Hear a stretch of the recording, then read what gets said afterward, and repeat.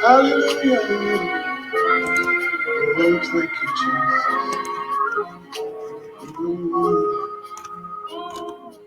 Thank you, Lord.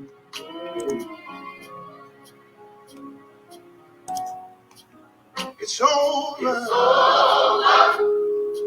It's all right. It's all right. Oh, yes, it is. Somebody wave your hand and say, it's over. It's all right. It's all right. Oh, yeah. No matter what you're going through, God will see you through. Yeah. It's all right. Have faith. It's all right. It's all right. I know you may be sick in your body, but have faith. It's all right. It's all right. No matter what you're going through, I know God will. God will. Yeah. It's all right. It's all right. It's all right. Hey, God said, I know it's all right. It's all right. I don't care what the doctor may have said to you. If God said it's all right. It's all right. Yeah. Hey, no matter what you're going through, I know that God will.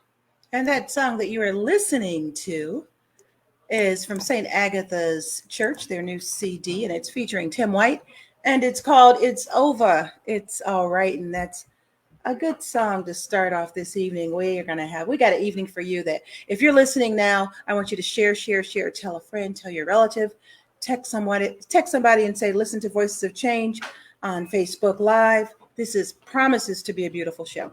Good evening, beautiful people, and thank you for tuning into the Voices of Change, only on Intellectual Radio, the house that Earl built.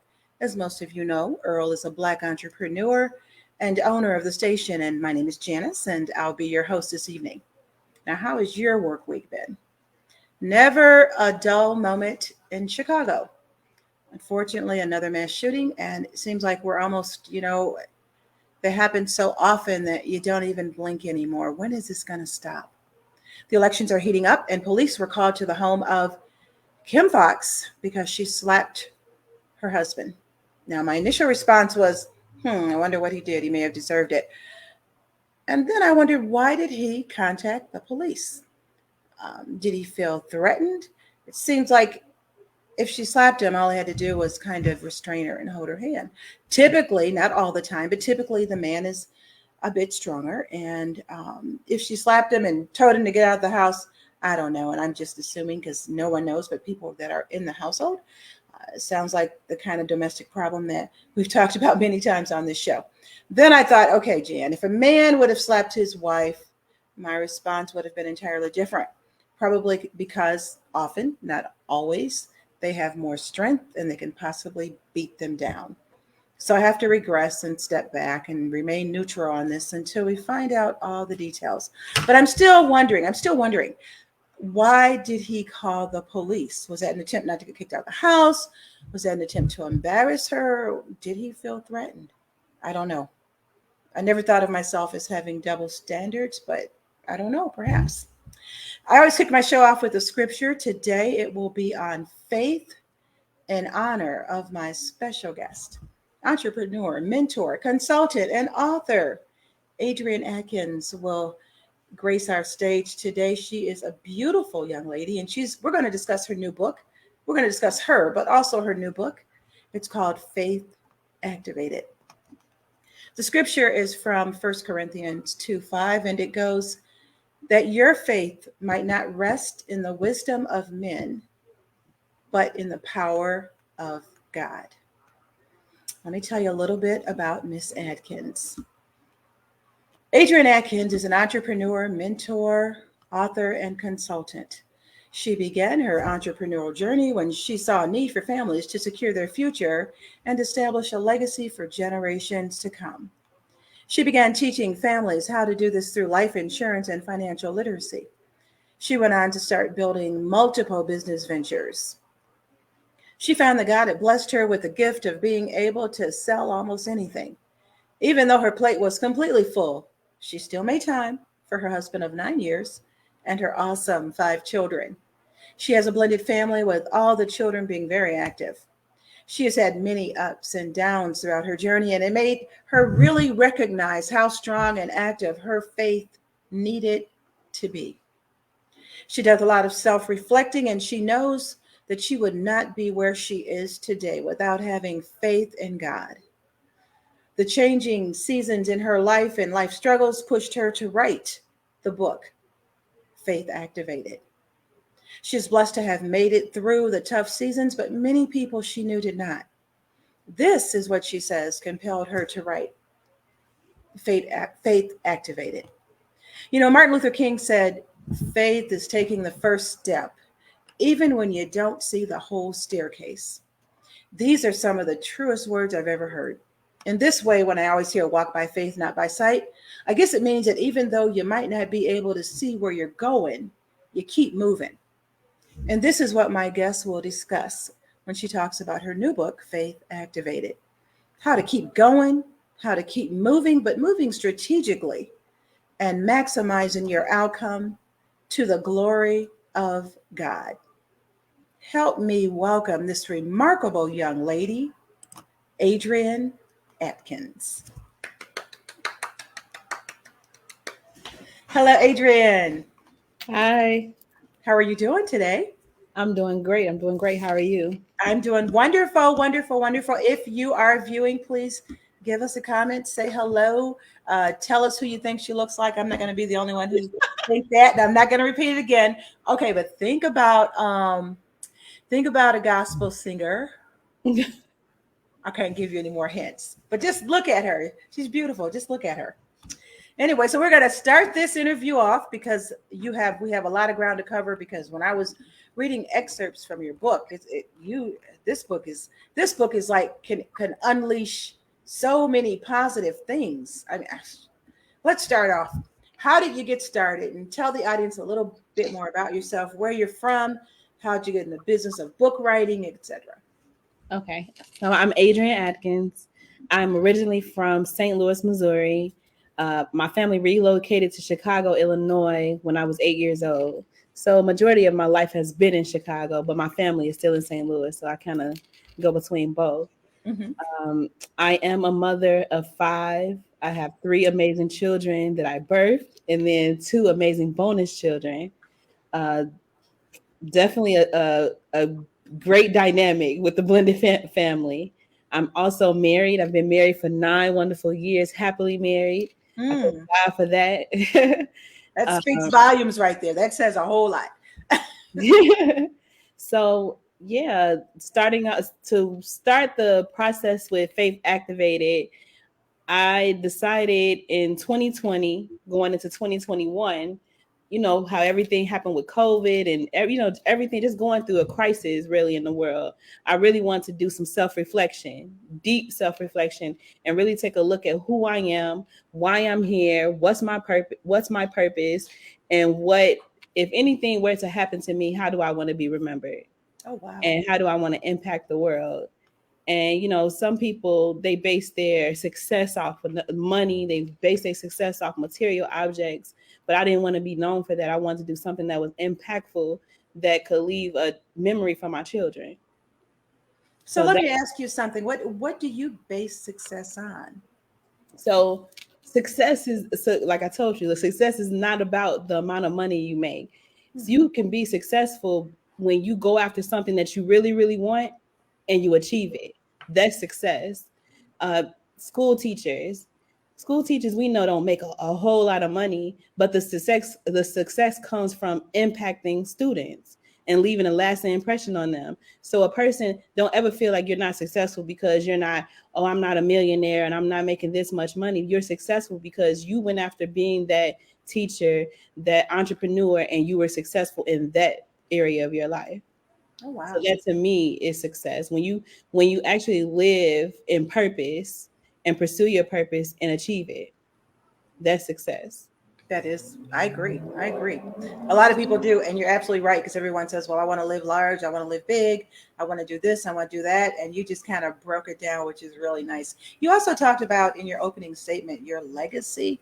You know, normally people at your age, I mean, people think about it because no one's going to be here forever, but when you say leave a legacy, are you talking about a legacy for your children or your own personal footprint, or both? Both. Wow. Both. Okay. Perfect. And just so you know, I'm not the only one. Remember when I said, who does she look like? What gospel? Yeah. Okay, so someone out there, Monica Payne, and if you guys are listening, if you're listening now or on a rebroadcast, Monica was right in tune with me. She said, Tasha Cobbs. It's not just because of the hairstyle either. I know what you're thinking. Oh, well, she has a hairstyle like that because she wears her hair like that. But it's not that. The face, just the whole. Anyway. Thank you so much, Monica Payne. The second question is, how does your book reflect your personal experience or experiences of people you know? Now, a book like Faith Activated, we were talking about earlier, women always talk about, I don't know, we talk about beauty products or weight loss. We talk about weight loss. And I said, yeah, that's where I can really turn that key and activate my faith. So tell me something about that. People experience or things that kind of made you write that book. So for me, I believe my faith was activated at a young age, dealing with my father and some medical conditions he was dealing with, on how God brought him out of this situation and changed his life around medically. I've firsthand witnessed that.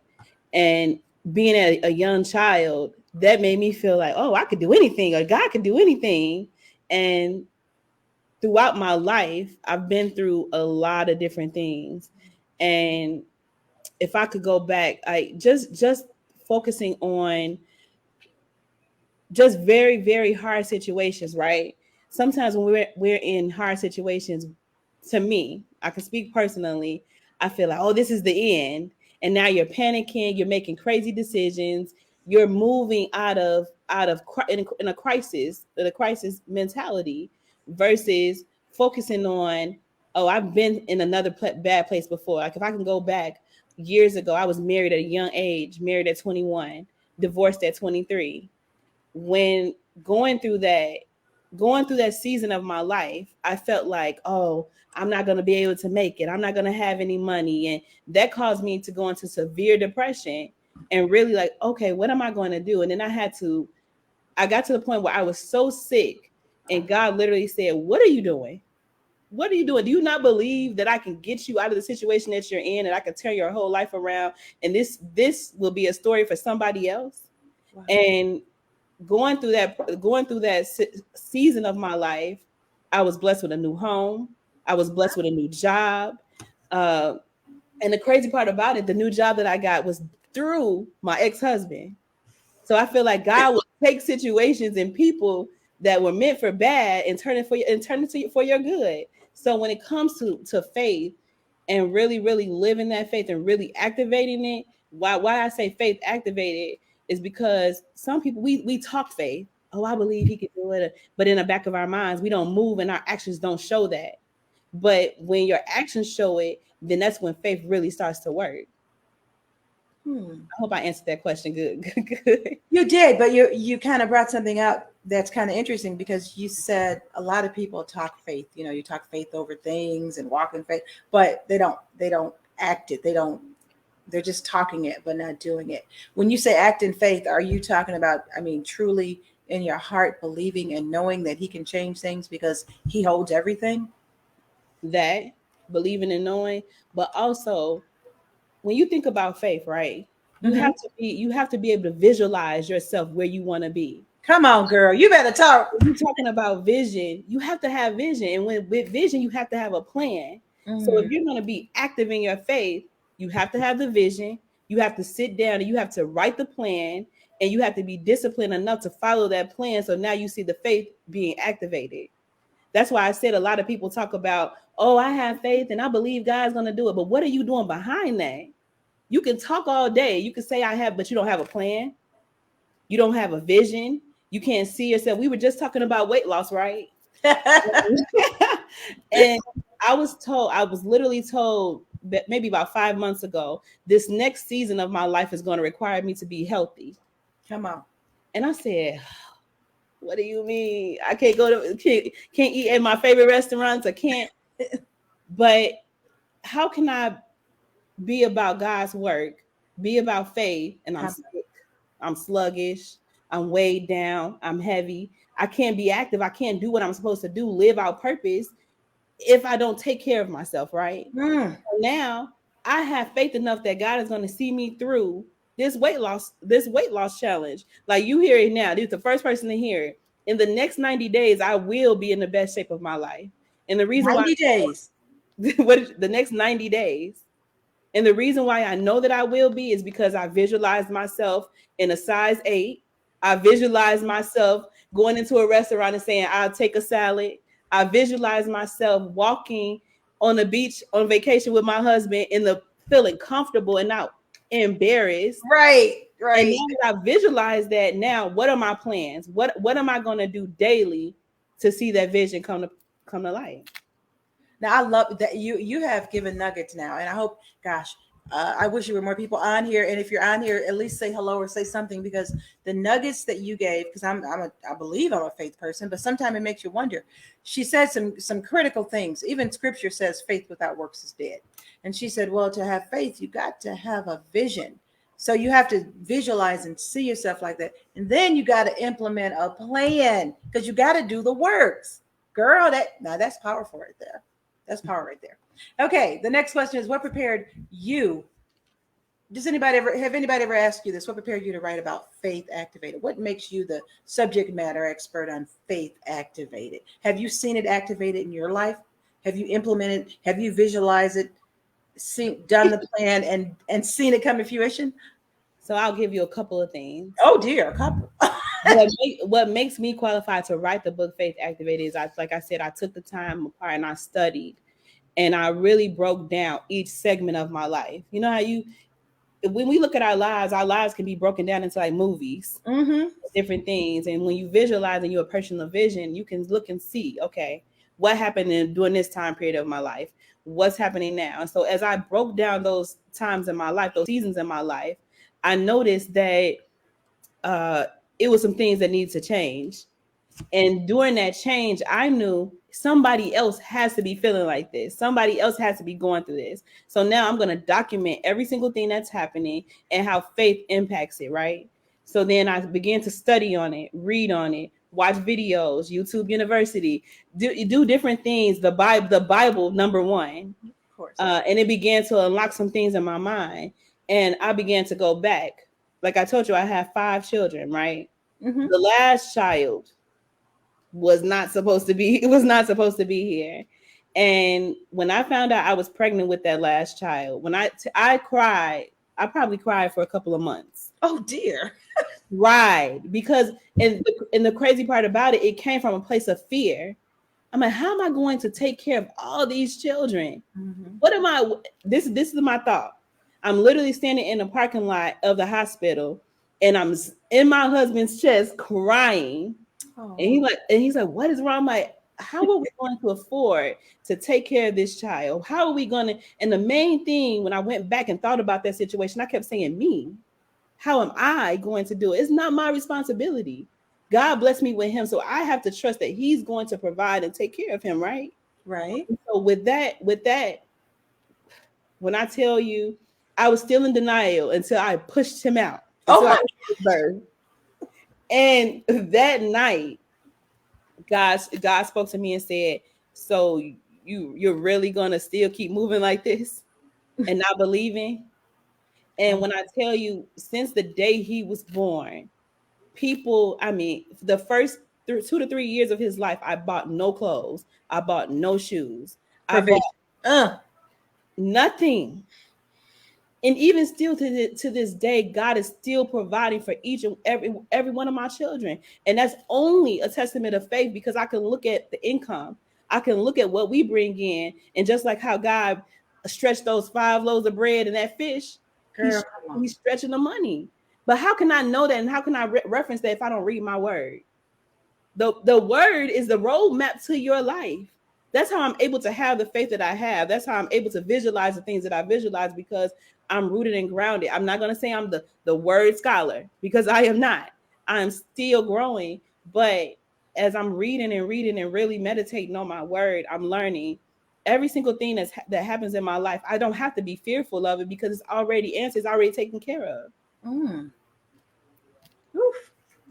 More nuggets. What'd you say? The Bible is our GPS. Come on, girl. That's it.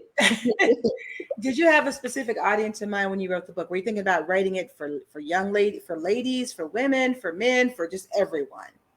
For everyone. Okay. I really didn't have a specific. Okay. Group. What do you hope that people take away from reading your book? I hope that people find hope in God, faith in God. I hope that people start to build a foundation if they don't have one. As I did my research studies as I was writing the book, I noticed a lot of people, when I said faith, they said, okay, faith in what? Right. Oh, why should I have faith? My mom died, my dad died. And when you look around you now, yeah. Exactly. And even in the situations that they're in now, why should I have faith? I'm struggling. I don't have any money.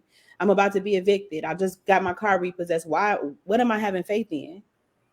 If you do not have faith, there is no life without faith. No life. Life can't exist without faith.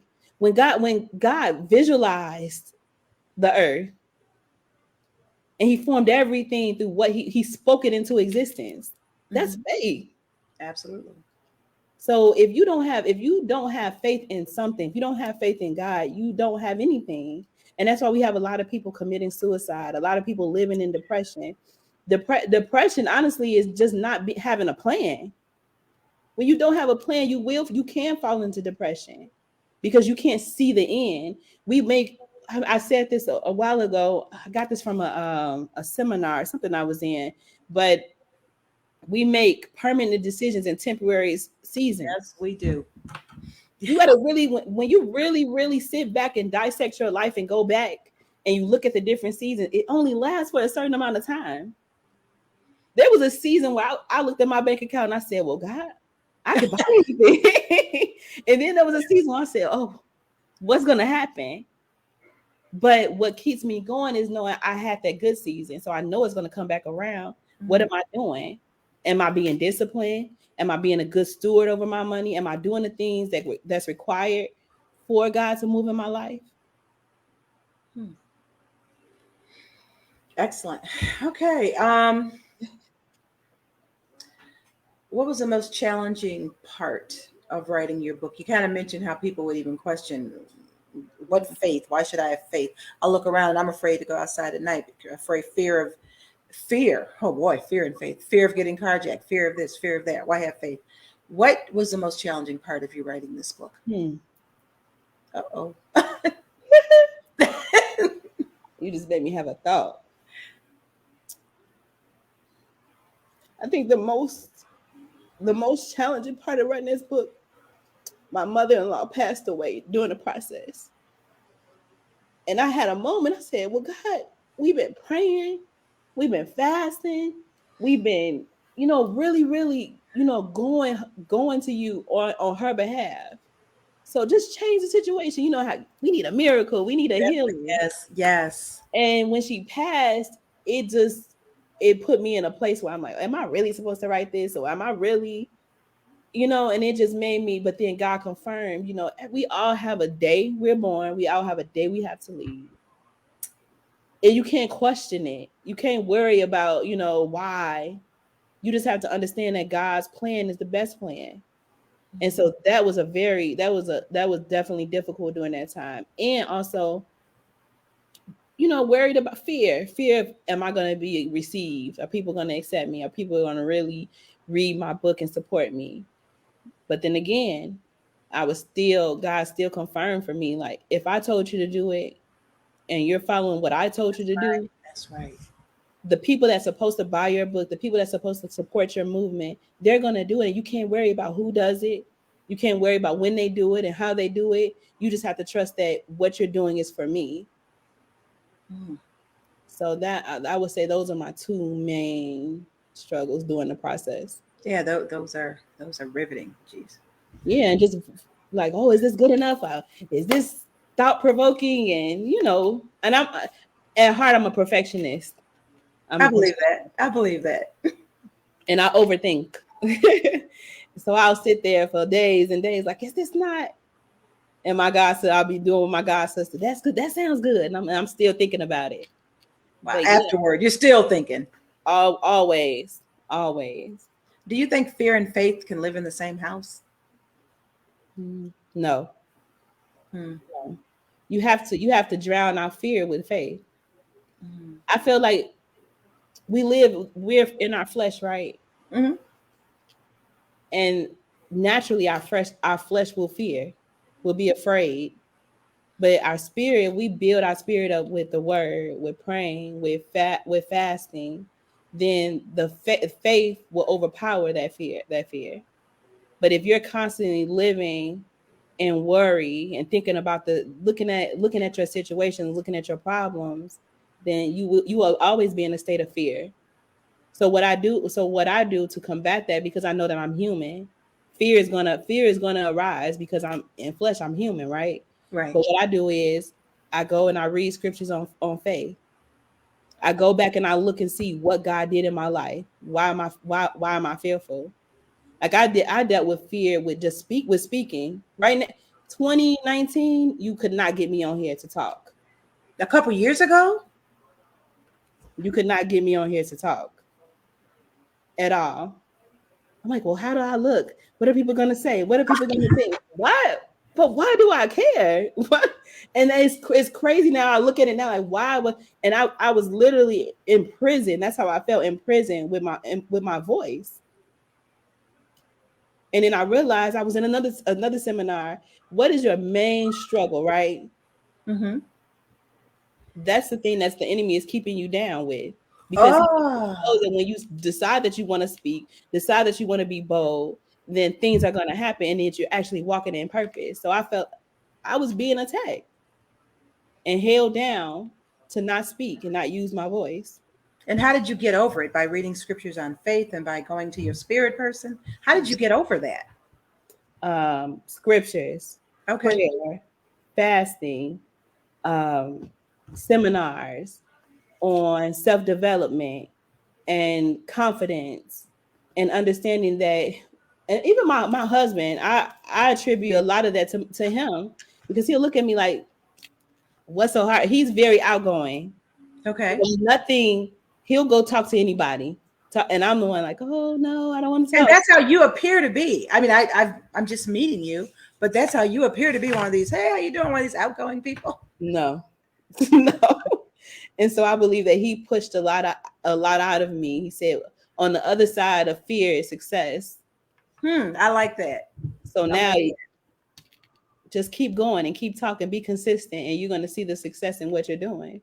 And now you probably love the way you speak and love the way, because you sound, you just sound like one of those people that are just out there, not one of the quiet ones. A little bit. I'm still getting there. Okay. You're there. What are the themes of your book other than faith? I know you talked about different things to work with faith, but what are the themes of it other than faith? I haven't read the book yet. You said the themes? Just really having a foundation and who God is, why we should have faith. What else? Just really, when you really think about it, discipline ourselves to, when it all boils down to discipline and planning, right? I can't, if I'm not doing anything and I'm waiting for blessings to fall out of the sky, that's when fear comes, because I'm not prepared. I'm not doing anything for it. But when I'm disciplined and I'm planning, I'm waiting in expectation of something to happen. So that's a good point. You know why? Because I think a lot of Christians, a lot of us do that. We're hoping for something to happen. We're hoping for it to be dropped, but we're not doing nothing. Faith without work is dead. How am I expecting something to happen and I'm not doing anything? I thought about that financially. I'm living for the Lord. I'm going to be a millionaire. God is going to bless me. He's going to provide. Yes. But I'm not a good steward over my money. If I'm not a good steward over this little amount of money, how is he going to bless me with more? And how can I now become a good steward? Now I need to plan. Now I need to look at what I'm spending my money on. Now I need to create a budget. Now I need to look at the things, the talents that God has placed in me in order to bring in income. That's why I say it's a lot of strategies that you need to learn in order for faith to be activated. People, like you said, people just I have faith because I know God is who he is and it's going to happen. No, there is strategy behind it. And then another strategy, when you pray, a lot of people pray, get right on up and go about their day. Instead of praying, then meditating to hear from God the strategy that he's giving you for the thing you just prayed for. Oh, repeat that again. A lot of people pray and get up and just go on with the rest of their day. Yes. Versus meditating to hear the strategy that God is giving you in order to accomplish that thing that you brought to him. Oh, that's a good word. Are you being drawn to ministry? I know that's way out of that's. I'm just asking. I know that's way out the blue. You probably said, "Girl, where you going?" No, but seriously, it hit me. I don't know why. I'm just asking. I've heard it a few times, but I haven't. And I didn't even know you, so I didn't know that. I haven't. I feel. I just hear it, and I smile and keep going. I'm feeling it. So when you pray and you meditate and you listen, I don't know. I can see that. That just took me all the way off. Okay, so did any specific event or person? I know you had a lot of things that happened, but did any specific thing happen to say, I've got to write this book? Okay, so like I told you, vision is very important to me. Mm-hmm. I lacked in vision. And in my house, I believe that God puts you with certain people for certain reasons. Mm-hmm. And my husband has a lot of vision. Mm-hmm. And so I believe that God put us together so I could learn to visualize and see things before. And so when like I told you, we had that last child, at that time we had decided to move in with my parents to save money to buy a house. Mm-hmm. And when we got pregnant with that last child, I can't bring a fifth child in my mom's house. We have to go. And during that time, man, okay. During that time, God put it on my mother-in-law's heart. I didn't call her and ask for anything. I just called her and said, this is the situation. This is where I'm at. And this is what we have. She said, well, you have the money, but you don't have the credit. So let's use my credit and use your money and get a house. Come on. We got that house. And before we moved into that house, I said, we have a 5-year plan to be out of this house. So your name is only going to be on this house for 5 years. And then we're going to be able to get into our own home. So that was vision. And during that time, my husband and I sacrificed extremely, putting our money aside, building up our credit. And we got to the point when we bought our new house last year. Going through that process was ridiculous, but we got all the way to the point of the lender telling us, you can't get the new house, right? Yeah. And so I said, I know God told me we would have this house, right? And so I still sent him the numbers anyway. I said, this is what we want. This is what I know God told me. He called me back in an hour and said, you're approved for the house. We can go. But I thought he told you that you didn't get the house. Exactly. So I'm like, what happened in between that time? But I knew that God gave me the vision. He gave us the plan. We followed implemented the plan. Yes. We implemented the plan. We followed it to a T. We literally closed on our new home 3 months. No. What was that? December. So November, October, September. 5 months before my mother-in-law passed. Oh my. So when I tell you, it's just like I told, I have so many situations that lead up to I know God is real. I know He is real when He gives you a vision and He gives you a plan. If you follow that plan, you won't fail. You won't fail. So I know that's the catalyst for me believing really and focusing in on my faith. How long did it take you to write the book? It took me maybe a little bit over a year, because I kept going back like, no, I need more. Because I wanted, yeah.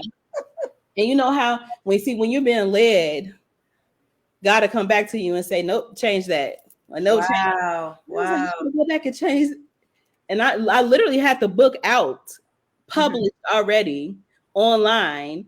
And I called the publisher and I said, no, take it back. Oh, did you? And you read it? And I redid a couple of chapters because it had to be confirmed that this was it. Mm-hmm.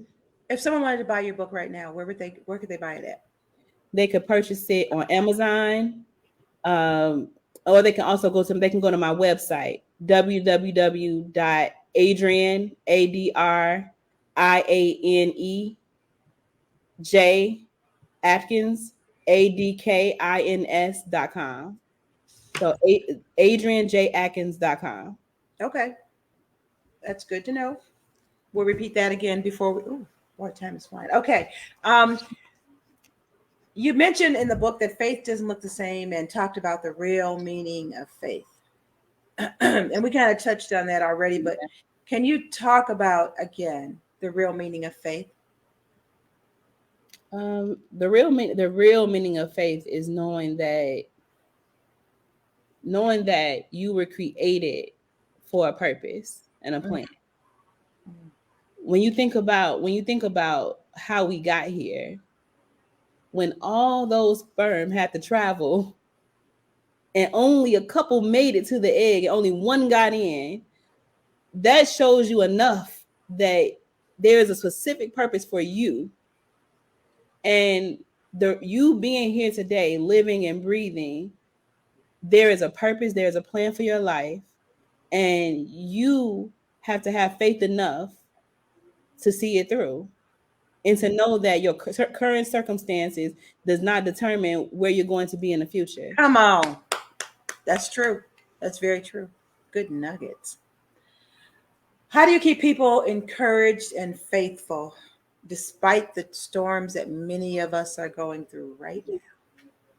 I kind of talked about the fear of going out, when it's dark, the fear of something happening, being in the wrong place. It's so much going on, particularly you're in the suburbs, not to tell you business.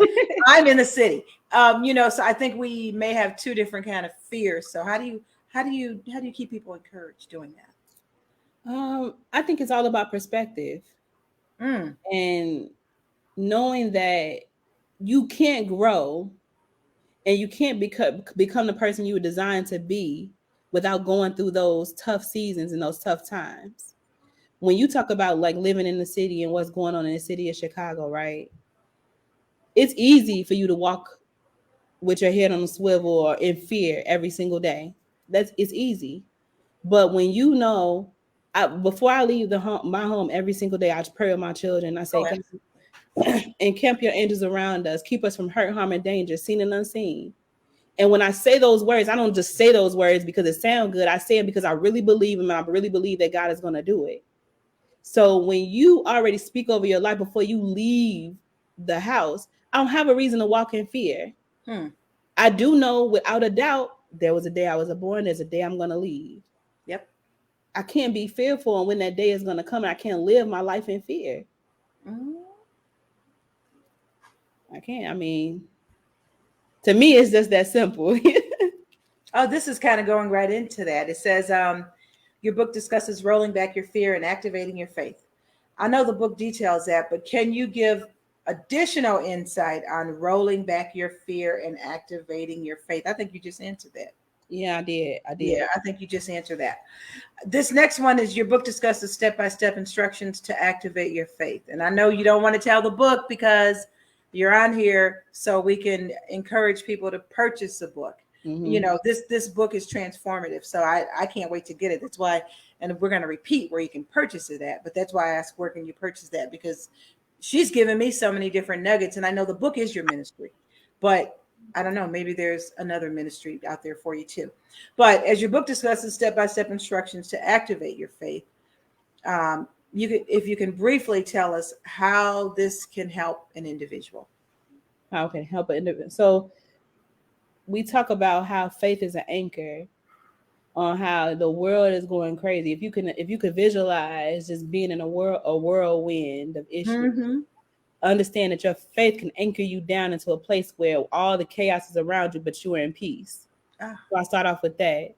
Faith is alive. Faith is working around us every single day. There's somebody attached to your purpose and your destiny. So when you get out here and you really focus on where you want to be, those people will be drawn to you to help you to live your faith actively. I feel like there's people, I know there's people in my life that push me in my purpose, push me in my faith. There are days, like I said, we're human.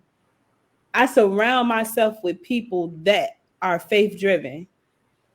If you're sitting home depressed and have a lack of push and can't press, I don't associate myself, because I know that it's going to be some times where I might feel a little down, and I don't want to call you and you down with me. Yes. I need you to help push me back up, And so that's why I talk about faith is alive, faith is present, faith sees, visualizing, right? Faith trumps facts. You can tell me something is going to happen, but I have faith because I know I put in the work. I know who God is, and I don't care about your facts. I know who God is. People say it all the time, like, oh, you have to do these many videos that you have to do, but I'm directly connected to the source. Oh, so if he's giving me the strategies, I don't care about what you said I need to do. I just need to follow what he told me to do. That's right. What'd you say? You're connected to the source. I like that. Your book discusses 9 pillars that can transform your life. I thought this was interesting. I can't wait to read it. I know you can't tell us what it is, but can you just shed some light on those 9 pillars? That was really some of the things that I was reading. Oh, okay. Those are some of the 9 pillars. Okay. Yeah, that's some of them. And for faith works, how faith works in your life. And then I reference the Bible too. Different stories in the Bible. Also in my book, I reference different people's personal experiences that they experienced in their lives. Because I thought that it would be a very good, relatable thing. We have a lot of people going through medical issues, medical conditions. So I have someone in there that dealt with a brain aneurysm, and he's still living today, walking and breathing successfully with an active aneurysm. And God is still keeping him. So we talk about that. We talk about I have one person that I know dealing with financial issues, financial problems. And like I told you, when you're walking in God's will and purpose, he will bring people to you to get you out of the situation you're in. She had 3, I believe it was 2 to 3 people that paid. She had a car that she was riding around in fear. You know how you riding around in fear of being in the city, riding around in fear that she's going to be repossessed at any time. And during that time period, God blessed 3 people to pay off her car in total. Oh, wow. So I talk about those in the foundation, just knowing that your story is not the only story. People are going through the same thing you're going through.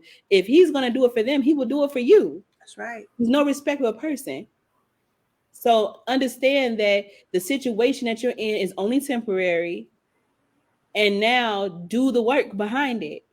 Find out what this right here. Because we have so many children, this is one concern for me. People say, why? You think 5 is a lot of children? That's a lot. Okay. For me. Okay.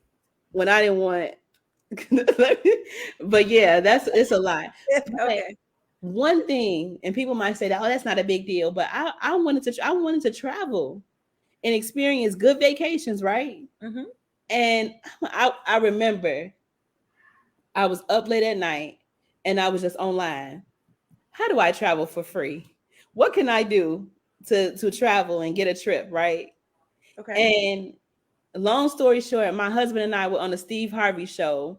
I want to say it was 3 or 4 years ago. Oh, wow. And Okay. we did a Cosmo challenge on a show. And Steve interviewed us and talked to us. And at the end of the show, he surprised us with a trip to Montserrat, an island called Montserrat. Really? That was literally maybe a month after I was online early in the morning looking for ways to go on trips for free. And that's an exotic trip. Okay. Wow. That's the best trip we've ever went on. Everything was paid. Steve Harvey paid for everything. Every single thing paid for. Then when we got to the island, they treated us like celebrities. We didn't spend a dime on the island. Wow. That's why I can't say I'm never phased with anything, but I just know that when I'm consistent and I'm in my word and I'm focused on the vision, it happens. The vision. Okay. It happens. I'm going to visualize me a size 6. Okay. I'm a visualize. Visualize it.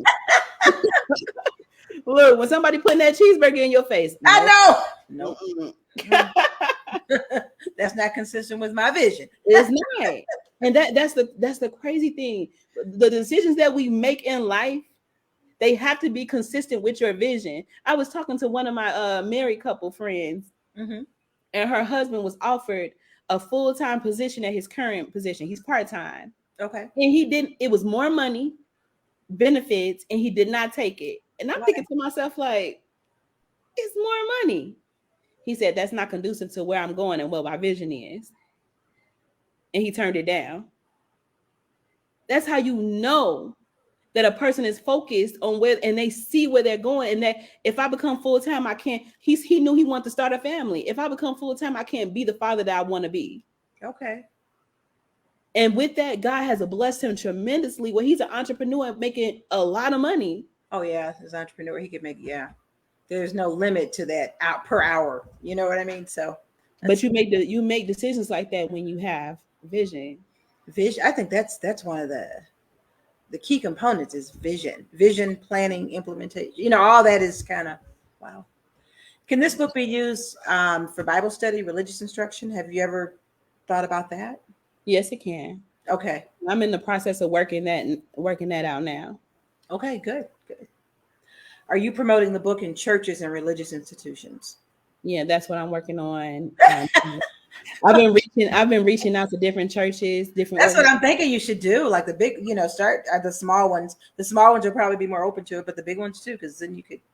I mean, good for you. It's crazy. Look, I'm extreme with a lot of different things, and right now in my notes, I have a list of churches in different cities and states, and I'm just checking them off as I contact them. The worst you could do is tell me no. And so what? I mean, next. Next. I'm going to get a yes somewhere. You will. Wow. Yeah. Does plans include, and I wouldn't know, does plans include a sequel to Faith Activated? So I am going to do a series. So Are you kidding? Yeah. I decided recently to do like a faith activated marriage, faith activated finances, faith activated. Yeah, I'm going to do a series. I'm working on that now. You ever thought about, I'm just out here asking questions. You ever thought about a faith, because I could visualize, listen to me, visualize this. See, I'm getting that from you. Have you ever thought about a faith activated theatrical production? No. Okay. I mean, just asking questions. But the series sound good, particularly since if I remember from your bio, you had experience as like a credit counselor or something like that. Financial literacy. Mm-hmm. Financial literacy, and there was something else with finance. What was the other thing? Financial literacy and planning. Okay. Stuff like that.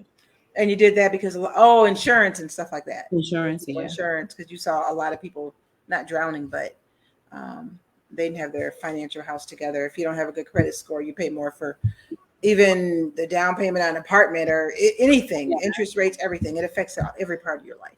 Yeah, definitely. So that would be a great series. Okay. Now we want to repeat this again. Oh, we're out of time. How would the listening audience get in touch with you? So you could start out by giving us your website, and also you can repeat again how they can purchase your book. AdrianeJAdkins.com. It's spelled out AdrianeJAdkins.com. Okay. And you can also look up Faith Activated on Amazon as well. Okay, But perfect. if you want to contact me, you can leave a message on the website. Okay. And you're also a mentor. I saw in your bio, you're a mentor for who? So I'm in a mentorship program called Angels Helping Hands, and I have a mentee there. My god sister, who you know, was my mentor growing up. Okay. And so when I got here, I said I wanted to do the same thing for someone else because I know I needed it really bad. But I also do mentorship as far as faith. So I am doing faith activation sessions. Those are hour-long sessions where I'm helping you build out a strategy when it comes to planning, visualizing, and really focusing on the things that you want and how to get it. Do you do sessions like that for organizations, churches, stuff like that? Yes. And they would find out about that from your website? That not my website. Well, it will be on my website, so they could. All you have to do is leave me a message, and we can go from there. Because I can imagine organizations, but I can also imagine like some of the churches when they have Women's Day, when they have special speakers, when they have seminars and symposiums, they always want guests. And I could hear you doing your thing on faith activation. Okay, that's great.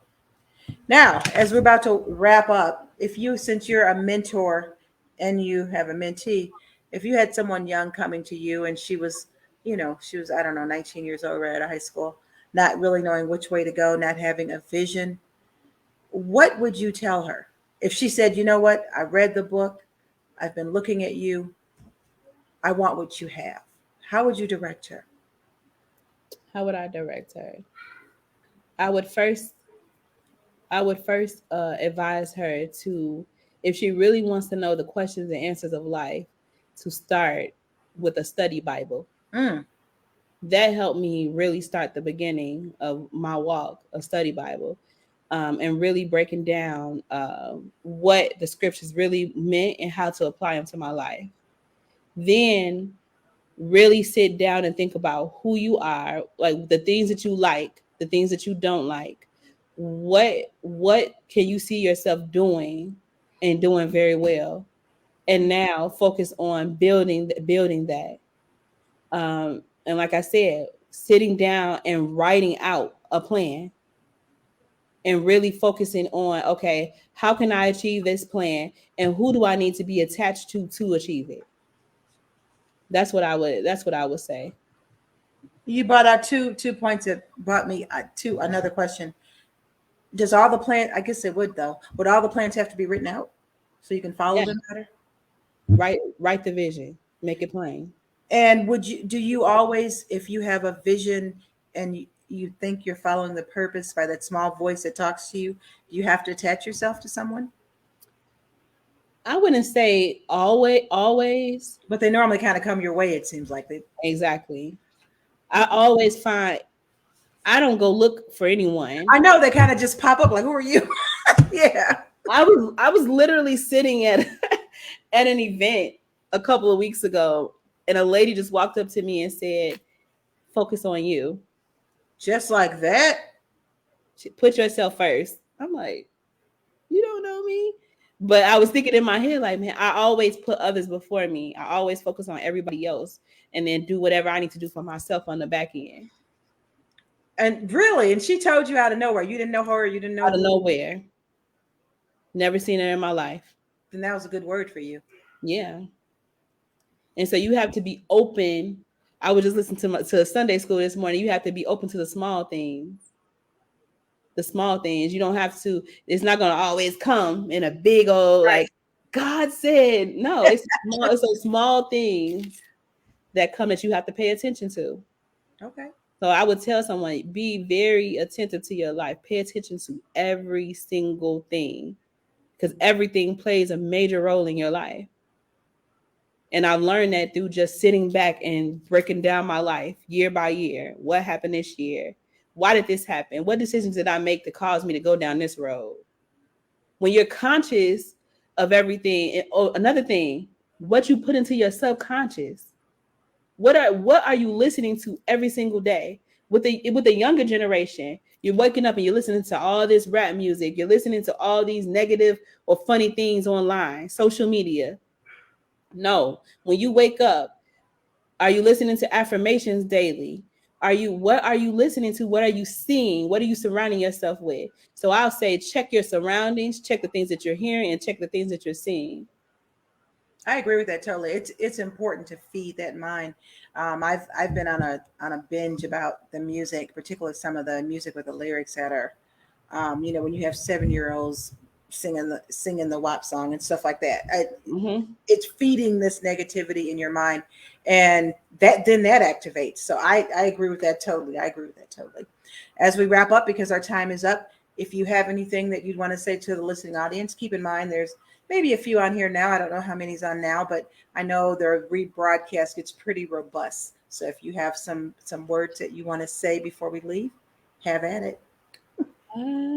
I will leave you with activate your faith. Don't start tomorrow, start today. Whenever you listen to this broadcast, whenever you see, make a decision to start today, to live the life that you were purposed to live. And if you need help with doing that, reach out to me. I can help you, walk you through it, create some strategies, and to live the life that you were designed to live. That's all I have. Such a beautiful guest. And I really expect to hear bigger things from you when you decide to go into any other aspect of the ministry.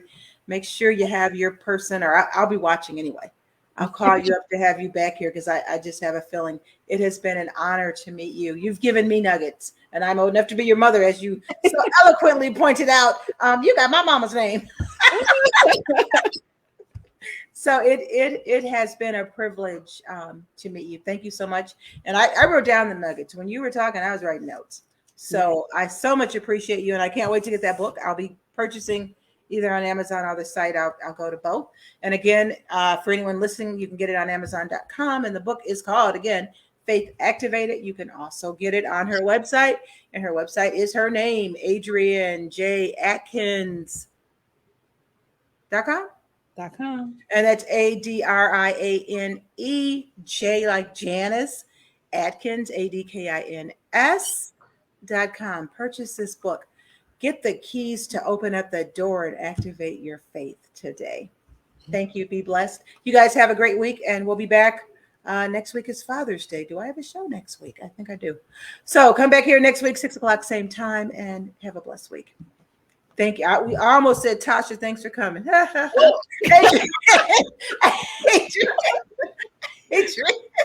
Adriane, thank you. Thank you so much, Miss Adkins. I'll call you Miss Adkins. Thank you so much for coming.